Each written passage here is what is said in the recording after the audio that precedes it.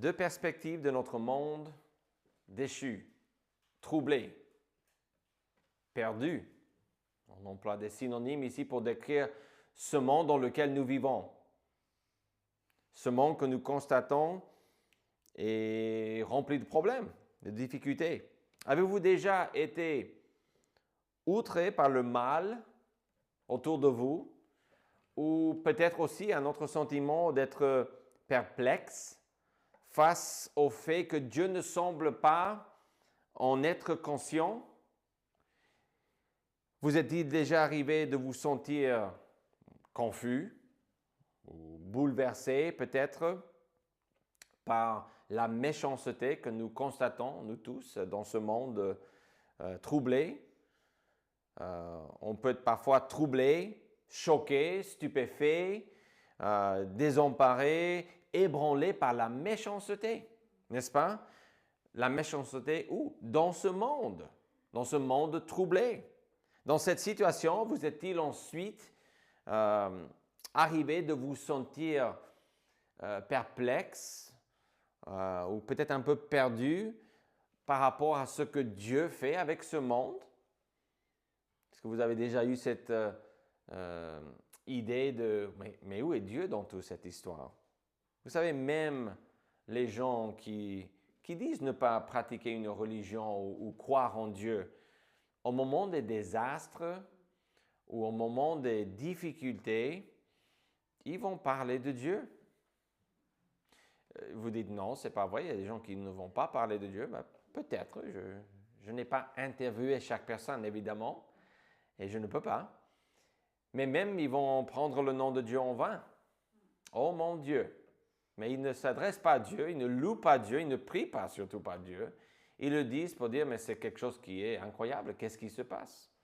Je sais qu'on emploie cette expression pour parler de tout et n'importe quoi maintenant, c'est juste une façon de dire les choses. Mais les gens parfois, quand il y a quelque chose qui ne va pas, ils vont dire, mais si Dieu est là, pourquoi on a ceci? Et donc, cela ne veut pas dire qu'ils croient en Dieu, mais c'est juste une observation que j'ai faite. L'auteur du psaume 10, ici, est troublé par le méchant. Le méchant, on peut dire les méchants, mais il s'adresse ici aux méchants. Verset 2, le méchant dans son orgueil poursuit les malheureux. Les malheureux, c'est ceux de l'autre côté. C'est les justes, les croyants, les enfants de Dieu, etc. Donc, il est troublé, mais aussi perplexe devant l'apparent silence de Dieu vis-à-vis de la méchanceté. Donc, il a beaucoup d'émotions ici, comme souvent dans les psaumes, mais j'essaie de réduire en disant, il est troublé par le méchant et perplexe devant Dieu. Il ne comprend pas, mais si lui est tellement méchant ici, cet homme ou ces gens devant moi, mais où est Dieu? Où est Dieu? Pourquoi est-ce qu'il n'intervient pas aussitôt, tout de suite? Donc, il est là dans cette situation, je trouve. Et comme l'auteur du psaume 10, nous, parfois, nous ne comprenons pas comment Dieu ne peut pas intervenir. Comment il fait pour ne pas intervenir tout de suite. Ces sentiments révèlent une faille dans notre compréhension du monde. On parle vraiment de deux choses ici, parce qu'on parle de deux perspectives, bien sûr, mais on parle de notre perspective ou de la perspective de l'homme, du monde, du mal, si on veut. Mais on parle aussi de notre perspective de Dieu. C'est lié. Parce que quand on voit le mal, nous, en tant qu'enfants de Dieu, on va aussi penser à Dieu. On va se dire, mais où est Dieu? Ou peut-être on va dire, j'ai confiance en Dieu, etc. Donc, il y a toujours cette tension entre le mal et notre Créateur, si vous voulez. Cette expérience existe pour l'auteur ici. On ne sait pas qui c'est qui a écrit ceci. Est-ce toujours David qui est mentionné comme l'auteur du psaume 9? On ne sait pas. Certains pensent que oui, mais avec certitude, on ne peut pas dire parce qu'on a ici une autre partie de la parole de Dieu. Chaque psaume forme un ensemble, je pense. Mais on a cette expérience comme l'auteur ici parce qu'il y a deux perspectives. Quand vous vivez jour après jour sur cette terre, vous allez voir ces deux perspectives. Vous les voyez. Et je voudrais vous montrer dans ce texte comment on parle de ces deux choses. Donc, on a deux perspectives. Première perspective est tout simplement la perspective de l'homme, la perspective humaine. Et je veux en même temps proposer que la perspective humaine est valable. Quand quelqu'un partage leur cœur avec vous, ça peut être de cuiner parce qu'il ne fait pas bon ou une autre chose. Ils peuvent cuiner parce que le frite était froide et vous pouvez dire, bah, c'est pas grave, hein, n'est-ce pas? On peut toujours répondre comme on veut. Et les gens peuvent donner leur opinion, leur point de vue, leur perspective, mais ici, on ne va pas dire que ce n'est pas valable de faire une telle chose. Puisque fois après fois dans les psaumes, qu'est-ce qu'on constate? Ben, que les auteurs qu'on a ici des psaumes, ils s'expriment devant Dieu. Parfois, ils sont contents. Très souvent, ils sont en train de se lamenter. Parfois, ils sont en colère, perplexes, troublés, etc. Mais on a ici d'abord la perspective humaine et on va dire, pour essayer d'encadrer ce qu'on va découvrir ici, que c'est vraiment quelque chose qui est valable. On peut exprimer son point de vue à condition de comprendre la deuxième perspective. Mais on n'est pas encore là. Mais il faut mettre ces deux. On a deux points, deux perspectives, deux propositions. C'est une seule proposition, mais on la coupe en deux ici. La perspective humaine d'abord, ou la nôtre, si on veut le dire comme ça, dans ce texte, concerne deux réalités, deux aspects, deux choses ou deux personnes. La première est le méchant ou le mal. Donc, quand on parle de notre point de vue du monde, on va avoir une perspective sur le mal et les méchants. Est-ce qu'il y a d'autres perspectives? Absolument. Mais on parle de deux choses ici, donc ce n'est pas qu'il n'y a pas d'autres options. La première est le mal ou le méchant. Écoutez ceci, en observant ce texte, le psaume 10, plus de la moitié de ce psaume, plus que la moitié, parle du méchant. On a une grande description du méchant. Et comme j'ai l'habitude, je prends et j'imprime et je commence à noter, à marquer. Et j'ai remarqué aussi qu'on parle en verset 2 du méchant et on arrête de parler de lui vraiment officiellement dans cette idée de parler, de le décrire dans le verset 11. On va mentionner en verset 13 à nouveau. Et il va faire des requêtes pour que Dieu extermine. Il va parler des nations en verset 16. Donc, il fait référence. Mais vraiment, dans les versets 2 à 11, ce n'est pas qu'il s'attaque aux méchants, mais il partage son point de vue du mal, des méchants. Donc, le mot méchant apparaît dans les versets 2. Il dit le méchant. Le verset 3, car le méchant se glorifie. Le verset 4, le méchant dit avec arrogance. On a aussi le verset 13, pourquoi le méchant méprise-t-il Dieu? Et encore, je pense que dans le verset 15, c'était brise le bras du méchant. Donc, on parle de lui, de cette catégorie de personnes. On parle du mal, si on veut réduire.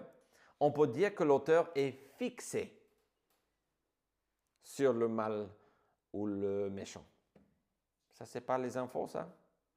Ça, ce n'est pas notre façon de retenir les choses? Qu'est-ce qu'on retient le plus?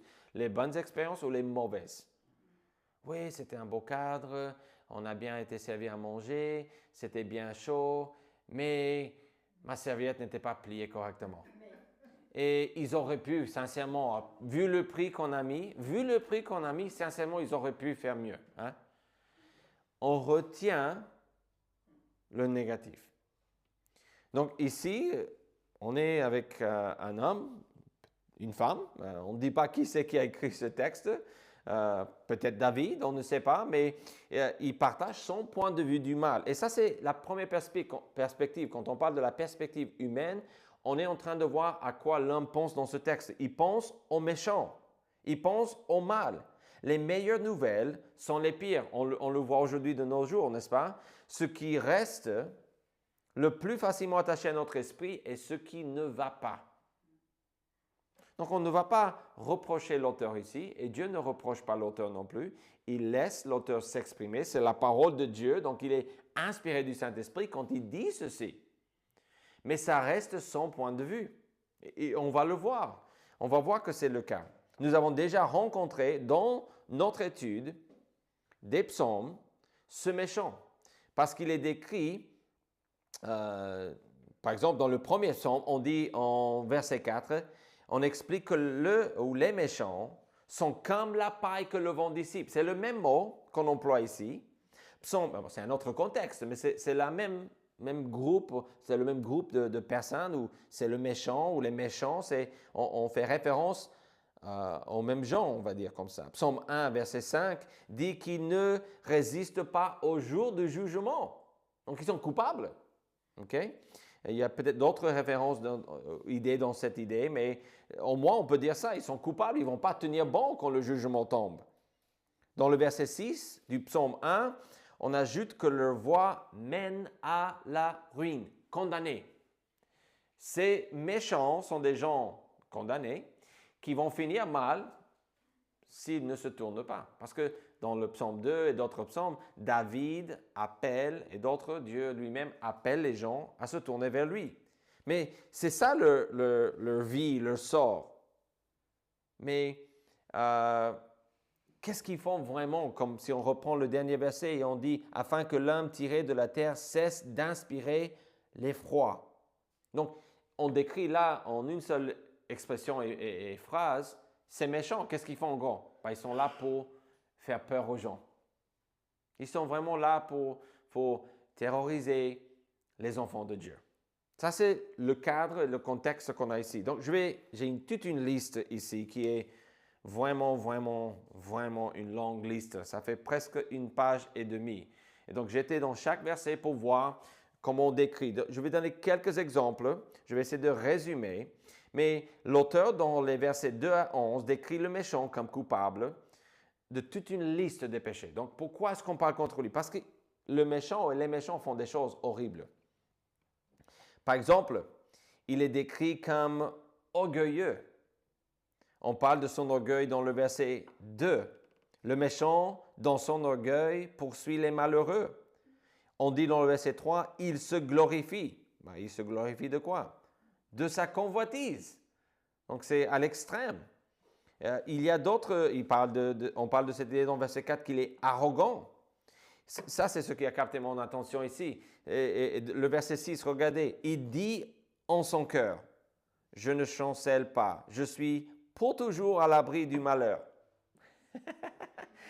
On parle de Babylone dans l'Apocalypse, comme une reine, et elle dit la même chose. Je ne serai jamais veuve, ou je ne vais jamais être... Je pense que c'était en Apocalypse ou en Ésaïe, mais je suis presque sûr que c'était en Apocalypse. J'étais en train de lire il y a quelques jours, et je dis, ça c'est le méchant.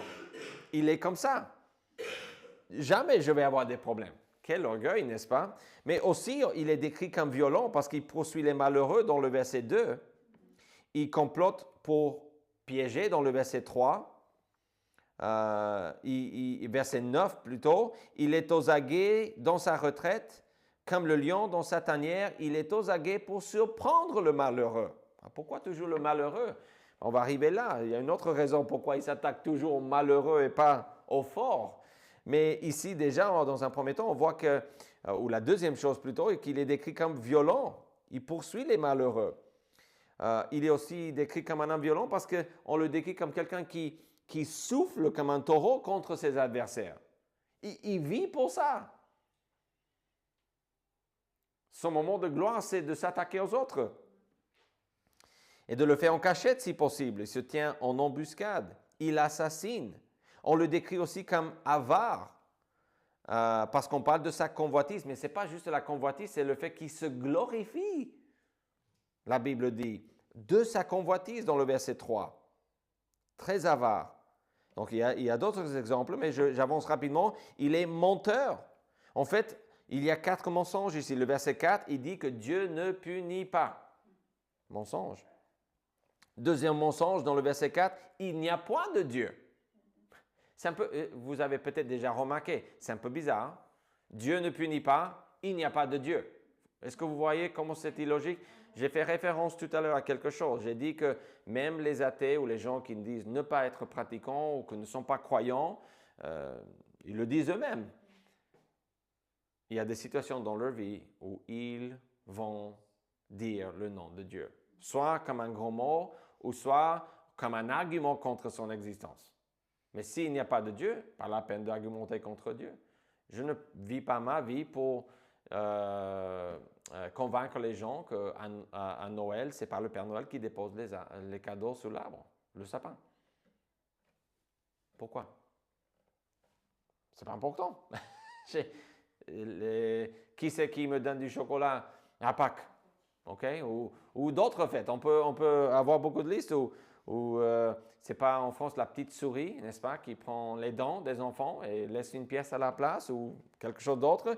Non, parce que je ne vais pas le faire. Mais ici, il va dire que Dieu ne punit pas dans le verset 4, il n'y a point de Dieu. OK? Si tu le dis. Troisième mensonge, c'est en verset 6. Je suis pour toujours à l'abri du malheur. En parlant de son orgueil, mais c'est un mensonge aussi. Et puis verset 11, Dieu oublie ou il ne regarde pas. Je les ai mis comme synonymes. Il y a d'autres choses qu'il dit ici. Sa bouche est pleine de beaucoup de choses, mais de tromperie et de fraude. Mais je voudrais que vous regardiez verset 5. Il y a quelque chose de vraiment particulier. Je vous ai dit qu'on parle de la perspective de l'homme ici.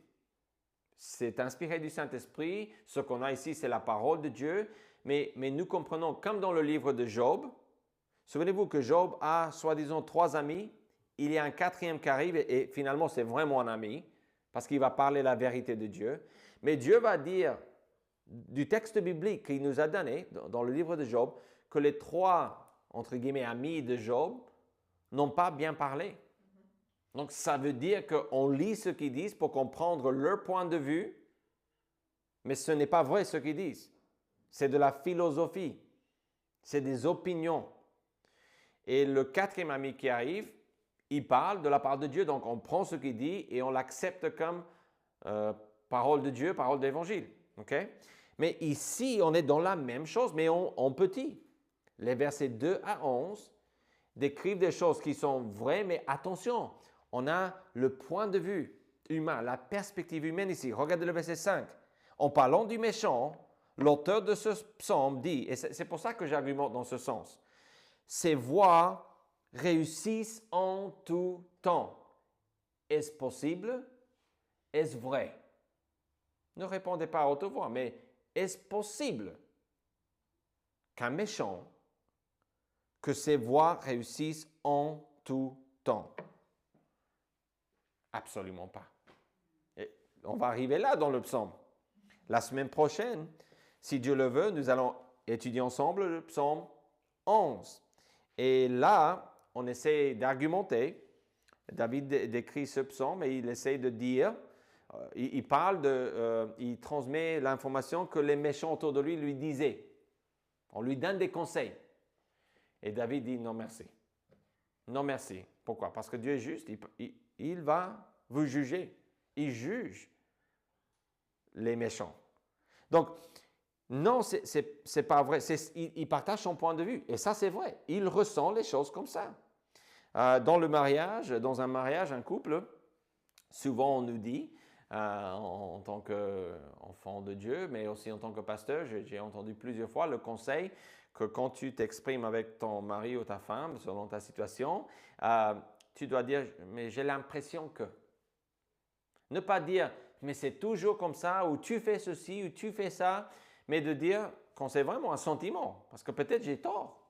Bon, je peux dire, mais tu me mens tout le temps. Ça, c'est pas une mauvaise chose, c'est une mauvaise chose plutôt, je veux dire. On nous dit, ne fais pas ça, ce qu'il faut faire, et de dire, mais j'ai l'impression que c'est comme ça. Vous voyez? Parce que c'est bien de s'exprimer comme ça. Mais d'insulter, de crier sur les autres comme ça, ben, là, on va avoir des problèmes dans le couple. Et ce n'est pas sage ou de la sagesse de le faire. Donc ici, Dieu laisse l'auteur dire ses voies réussissent en tout temps. Mais est-ce que c'est vraiment vrai? Non, mais lui, on a d'autres psaumes, on va arriver là éventuellement, où on dit qu'il paraît que les méchants n'ont jamais de problème. OK? On est dans cette phrase, je soumets, la façon qu'on l'a ici dans notre Bible, ses voies réussissent en tout temps. La façon de l'expliquer le plus simplement est tout simplement dire, il partage son point de vue. Parce que c'est lui qui dit, le méchant dans son orgueil poursuit. Et en plus, regardez le verset 1. Pourquoi, ô Éternel, te tiens-tu éloigné? Pourquoi te caches-tu au temps de la détresse? Donc, ça c'est l'auteur. Il parle de Dieu, là, on va arriver là dans un instant, mais il parle de Dieu et il dit, ça ne va pas. Il y a quelque chose qui ne va pas entre... il faut que tu te déplaces. Si ce n'est pas clair là, on a d'autres choses. Il dit, lève-toi, Éternel, ô Dieu, lève ta main, n'oublie pas les malheureux. Il est en train d'exprimer que d'après lui, il ne comprend pas pourquoi Dieu ne fait pas quelque chose. Et en même temps, il est en train de décrire le méchant. Et ce qu'il dit des méchants est vrai, mais il faut savoir que parfois, il va dire des choses et c'est plus un sentiment. Ce n'est pas la parole d'évangile dans ce sens-là. J'espère que vous voyez la différence parce que c'est important de comprendre que dans la Bible, parfois, Dieu nous dit les choses comme elles ont eu lieu. Chaque exemple de la Bible n'est pas à suivre. Dieu nous donne de mauvais exemples aussi. Okay? Donc, je continue. Donc, on parle des mensonges, on parle qu'il est victorieux. Je résume le verset 5 ainsi. Il est tyran. Un tyran parce qu'il profite des faibles, il poursuit les malheureux, il a des victimes, il parle des innocents, il s'attaque à eux aussi, il veut surprendre les malheureux. Il est blasphémateur, il outrage Dieu. Il méprise Dieu. Sa bouche est pleine de malédictions, le verset 7 le dit. Il y a sous sa langue de la malice et de l'iniquité. Ça, c'est le verset 7. Je sais qu'on est en train de sauter à droite et à gauche dans les versets, mais je suis juste en train de résumer les choses qu'on dit contre le méchant. Il y a une autre chose, et sûrement il y a plus, mais je me suis arrêté avec 8 choses. Il est assassin. Il assassine l'innocent. Donc ça va avec la violence, mais littéralement, il veut tuer les gens. Il s'attaque aux malheureux et on le décrit comme un lion. Et ça me fait penser à 1 Pierre, où on décrit le diable quand il rôde comme un lion, cherchant qui il peut dévorer. Où est mon prochain snack que je vais pouvoir manger aujourd'hui? Ça, c'est les méchants. Donc, ceci, encore une fois, est le point de vue de l'auteur. Il, ici, est en train de décrire le méchant, mais de son point de vue. Okay? Est-ce qu'il y a des choses ici que Dieu partage? Absolument. Il est vrai que les méchants font ces choses. Mais est-ce qu'ils le font non-stop, continuellement? Je pense que chaque méchant, peut-être oui, parce qu'on parle non seulement d'être quelqu'un qui n'est pas dans la famille de Dieu, mais on parle de quelqu'un qui agressivement est en train de s'attaquer aux enfants de Dieu. Et ça nous fait penser à la Genèse, n'est-ce pas? Que quand Dieu a dit « Je mettrai inimitié entre toi et la femme, entre ta postérité et sa postérité », il a dit ceci au serpent, au diable. Et on est en train, à chaque fois qu'on étudie les justes et le méchant, on est en train de parler de ces deux postérités, ces deux lignées. La guerre et le conflit qui existent dans le monde, le combat spirituel a commencé quand Adam et Ève ont péché. Et on a ici cette idée, encore une fois, on parle de la perspective humaine et tout ce qu'on vient de voir, on sait que c'est valable. On a le droit de s'exprimer. Je suggère qu'on doit s'exprimer, avec sagesse et dire à Dieu, j'ai l'impression que c'est comme ça et moi je ressens que tu ne fais pas assez ou etc. Ça, ce n'est pas un problème. Mais si on passe à tu ne fais jamais rien, tu n'es jamais là quand j'ai besoin de toi, je pense qu'on a été un peu trop loin. Okay? Donc, ça, c'est juste moi qui ajoute ça. Mais on parle ici de la perspective humaine. C'est valable. Et notre perspective humaine concerne quoi? Dans ce psaume, le méchant ou le mal. Mais il y a une autre chose. La perspective humaine, qui est la nôtre, concerne deux choses ou personnes. La première est ce que nous pensons du méchant ou du mal. On a la description ici. Mais attention, on a aussi ce que nous pensons de Dieu ici. L'auteur exprime son point de vue de Dieu. Parfois, comme dans le psaume 11, on a l'expression de qui Dieu est et c'est vraiment, on comprend dans le contexte que ce qu'il est en train de dire est vrai. C'est-à-dire que parfois, l'auteur d'un psaume va dire le méchant est comme ça, ou je suis comme ça, ou je suis dégoûté de la vie, etc. Mais toi, tu es mon bouclier. Mais toi, tu es un refuge. Et il commence à décrire Dieu. Et ça, c'est en opposition à sa situation. Donc, là, il n'est pas en train de dire « je pense que tu es un refuge » ou « je pense que tu es quelqu'un qui veut m'encourager ». Non, il est en train de prophétiser, de nous donner une description de Dieu. Mais ici, on n'a pas cette idée. Pourquoi? Parce qu'il dit, pourquoi, ô Éternel, te tiens-tu éloigné? Pourquoi te caches-tu au temps de la détresse? L'auteur décrit Dieu, mais pas selon la perspective de Dieu. Parce qu'il voit Dieu, de son point de vue, il voit Dieu, sa perspective de Dieu. Il dit, dans ce qu'on va voir, ça ne va pas. Déjà, on sait qu'on doit reculer un petit peu et dire, mais donc, ceci n'est pas la perspective de Dieu ici. Parce qu'il décrit Dieu d'une manière qui n'est pas... C'est correct, il a le droit de s'exprimer. Mais il n'est pas entre... Il y a quelque chose qui ne va pas. Il y a quelque chose qui manque. Par exemple, du verset 2 au verset 11, c'est l'auteur qui décrit le méchant, car le verset 1 dit que l'auteur s'adresse à Dieu. Pourquoi, ô Éternel, te tiens-tu éloigné? Après, il commence à dire, Dieu, où es-tu? Pourquoi est-ce que tu te caches? Regarde ce qui se passe devant moi. Regarde le verset 2, 3, jusqu'à 11. Dieu, ne le vois-tu pas? Regarde ce qui se passe. L'auteur questionne Dieu. Dans le verset 1, il dit « Pourquoi, ô Éternel, te tiens-tu éloigné? Pourquoi te caches-tu au temps de la détresse? » Le verset 13, « Pourquoi le méchant méprise-t-il Dieu? » Mais vraiment, pourquoi tu te laisses faire?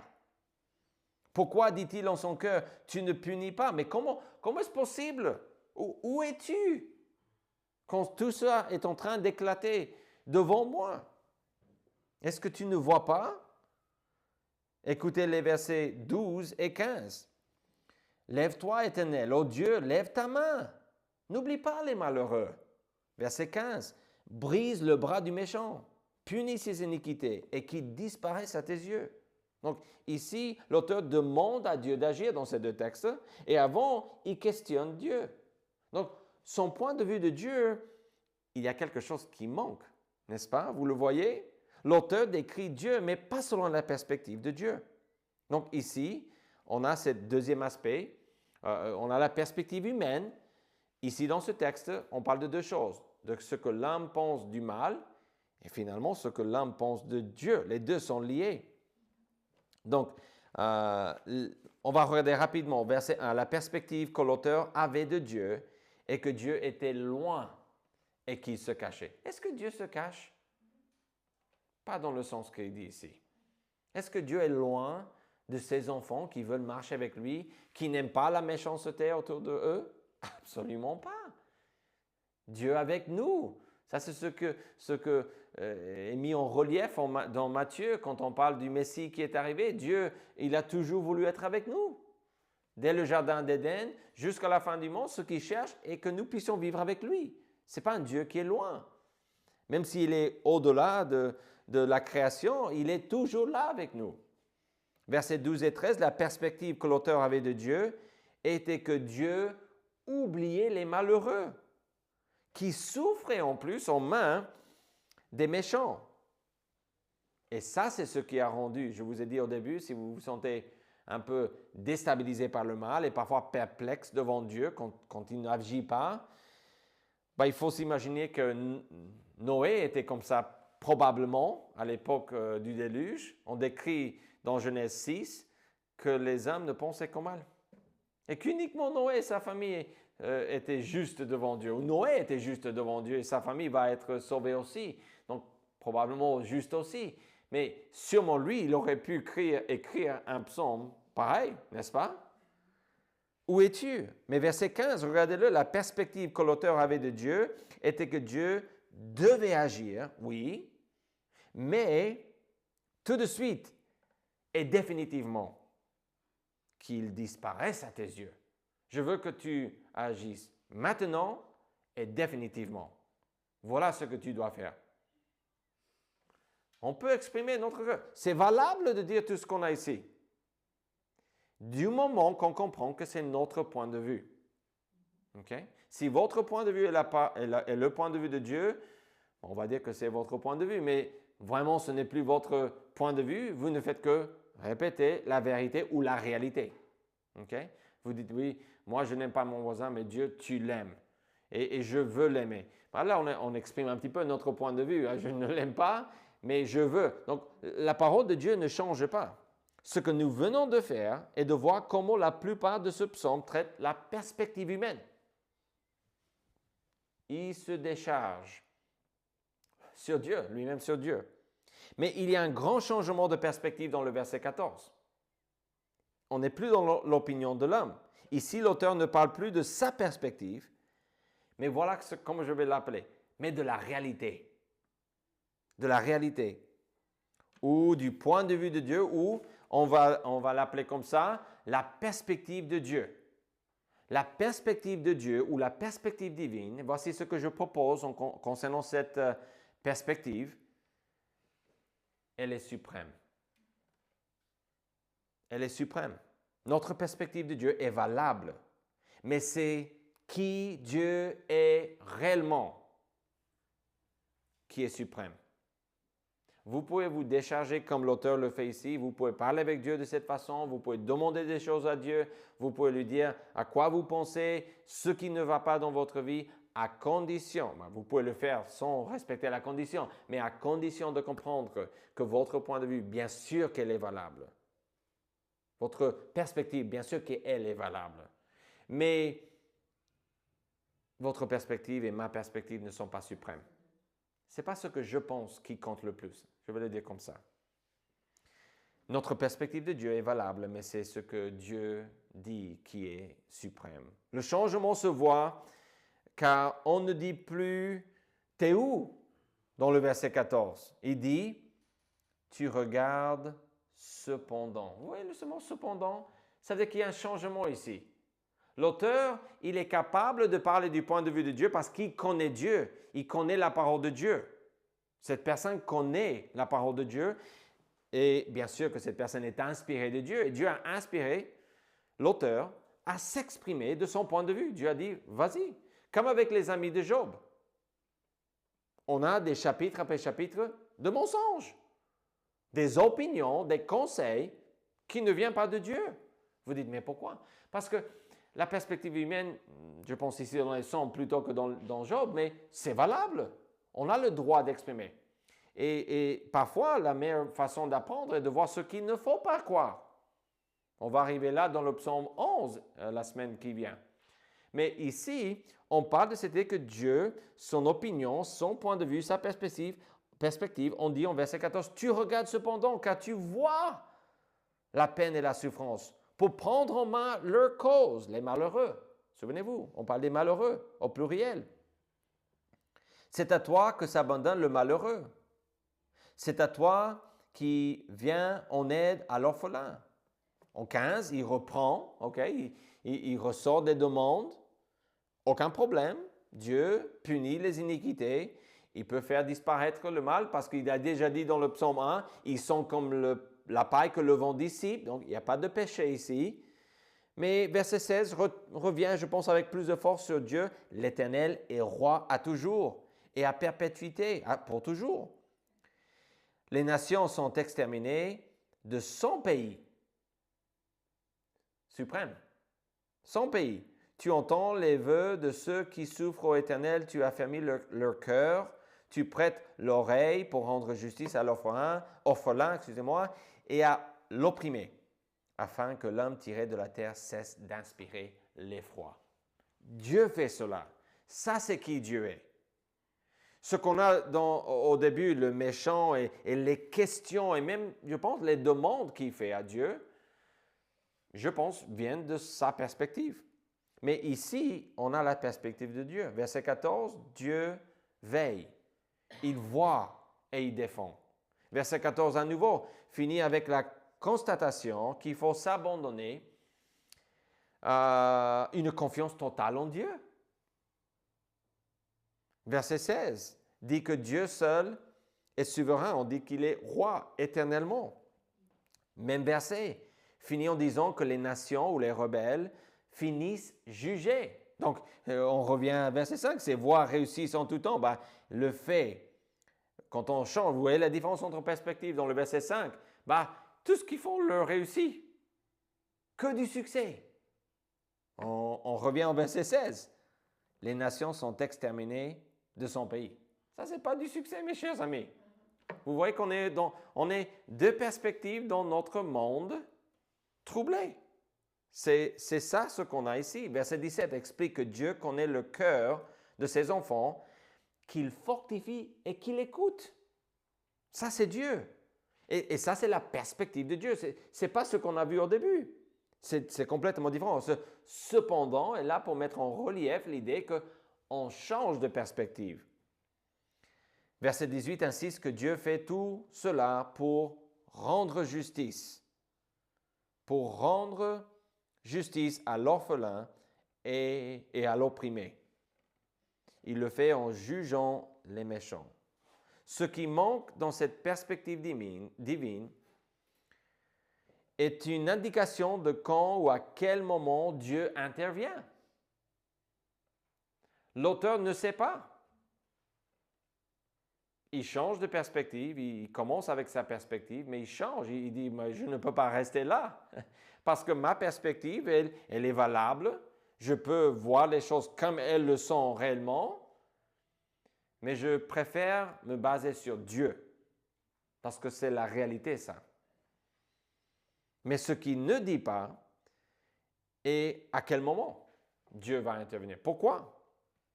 Car la réalité est que Dieu fait toujours ce qui est droit et non pas ce qu'il fait, et non pas ce que nous pensons qu'il doit faire. Je devrais le dire comme ça. Et il fait ce qui est droit à 100% tout le temps, mais c'est en son temps. Deux conditions. C'est là, Dieu ne va jamais faire ce qui est mal. Mais cela ne veut pas dire qu'il va faire le bien automatiquement, systématiquement, tout de suite, dans le sens d'intervenir. Parce qu'il ne peut pas arrêter de faire le bien dans un autre sens. C'est son être, son essence, qui il est. Mais ici, on parle qu'il agit en son temps. Alors, notre perspective, si on veut résumer, notre perspective est valable. Ne croyez pas le contraire. Autrement, Dieu n'aurait jamais mis dans la Bible « prier sans cesse ». Il n'aurait jamais dit « déchargez-vous sur lui de tous vos soucis ». Il n'aurait jamais dit cela. OK? Il n'aurait jamais mis ce psaume dans la parole de Dieu. Et sûrement, d'autres textes qu'on n'a pas cités ou regardés ce soir. Donc, notre perspective est valable, mais pas suprême. Ça, c'est la proposition. Ça, c'est les deux perspectives. On a parlé de la perspective humaine, qui est valable, et on a parlé de la perspective de Dieu, qui est suprême. En somme, le psaume 10 nous invite à ne pas nier notre perspective, mais à la réinterpréter avec la réalité, ou autrement dit, la perspective de Dieu. Vous voyez cela? On parle de notre perspective de ce monde troublé. Nous apprenons que notre perspective du mal et de Dieu manque parfois la cible, n'est-ce pas? Notre façon de voir les choses n'est pas toujours la réalité. Ah, mais j'ai cru que... Oui, non, vous vous êtes trompé. Mais j'ai cru que... Non, vous vous êtes trompé. Jacob s'est trompé dans Genèse. Les frères à Joseph se sont trompés. Sûrement, plusieurs fois, Joseph s'est trompé. Il avait la foi en Dieu, mais sûrement, il y a eu des moments où il croyait, mais qu'est-ce qui se passe ici? Dieu m'a fait oublier ma famille quand il a ses enfants finalement. Il dit, je vais avec Manassé et Ephraim, il dit, Dieu m'a fait oublier mon pays, ma famille. Et c'est triste de voir cela, mais non, Dieu n'avait pas oublié. Il s'est trompé. Et il apprend que la perspective de Dieu est que Dieu gère tout, il est suprême. Donc, nous apprenons ici que nous manquons parfois la cible, car finalement, c'est Dieu qui est suprême. Ou la perspective divine des choses, c'est cette perspective qui est suprême. Alors, le psaume 10 nous donne un exercice spirituel. Et je vais vous laisser avec cet exercice, cette vérité, ce conseil que vous pouvez mettre en pratique avec moi. Le psaume 10 nous donne un exercice spirituel indispensable. Verbalisons notre perspective à Dieu tout en nous attachant à la sienne. OK? C'est simple. On résume. On essaie de rendre ce psaume un peu plus accessible à notre compréhension, à notre pratique de tous les jours. Et ce qu'on voit ici, que l'appel de Dieu dans ce psaume est à venir à lui, à lui dire les choses de notre point de vue, mais à ne pas s'arrêter là. À ne pas s'arrêter là. À aller plus loin et voir qui il est. Si vous ne savez pas qui il est, commencez à lire le plus de textes possible. Exprimez ce que vous voulez exprimer à Dieu. OK? Mais après, vous devez avoir la perspective de Dieu. Si vous ne la connaissez pas, trouvez-la dans la parole de Dieu. Parce que vous allez avoir besoin de cela pour bien prier et bien vous exprimer devant Dieu. Donc, il faut verbaliser sa perspective, mais s'attacher à la volonté de Dieu. Cela implique non seulement qu'on fasse ceci, mais qu'on fasse des recherches, qu'on soit vraiment quelqu'un qui connaît Dieu. Passons au sérieux. Ne demandons pas à quelqu'un d'autre de prier pour nous. Prions nous-mêmes à Dieu. OK? On peut demander à des gens de prier pour nous, ce n'est pas ça l'idée. Mais je parle dans le sens ici, quand on est dans cette expression intime avec Dieu, comme l'auteur de ce psaume 10, il n'a pas dit, attends Dieu, avant que je puisse parler de toi, je vais aller faire quelques recherches. Non, il connaissait Dieu. Il voit que, comme il connaissait Dieu, il voit sa situation, il fait la comparaison et dit, j'ai deux perspectives ici. Dieu est comme ça, et moi je pense que tu es comme ça. Qui c'est qui gagne? Dieu. Mais ça, c'est le choix que nous avons, n'est-ce pas? Donc, Jésus a fait ceci, j'argumente pour finir. Cet exercice spirituel est ce que Jésus a appris à ses disciples dans Matthieu 6, où il les a appris à prier. Que ta volonté soit faite. Que ton nom soit sanctifié, que ta volonté soit faite sur la terre comme au ciel. Okay? Donc, ça c'est ce qu'on voit ici. Il va dire que c'est ce que Dieu veut qui est suprême. Son point de vue. Mais ceci me mène à dire une autre chose. La prière est la salle de gym. OK? La salle de gym où cet exercice a lieu. Comment mettre en pratique ce psaume? Il faut faire exactement ce qu'on a ici. Il faut prier. Parce que la prière est un exercice spirituel. C'est la salle de gym où vous pouvez mettre en pratique le psaume 10. Dans Matthieu 26, 39, la veille de sa mort, Jésus s'est exercé ainsi. Il a dit ceci. Puis, ayant fait quelques pas en avant, il se jeta sur sa face et pria ainsi. Mon Père, s'il est possible que cette coupe, il parlait de sa mort, s'éloigne de moi, toutefois non pas ce que je veux, mais ce que tu veux. Jésus était dans la salle de gym qui est la prière. Et il était en train de mettre en pratique le psaume 10. Nous pouvons faire de même. Nous pouvons faire de même. Constatons ce que nous avons comme perspective, mais comparons ceci et filtrons ceci par la perspective de Dieu. Qu'est-ce que la perspective de Dieu? C'est qui il est. Qu'est-ce que la perspective de Dieu?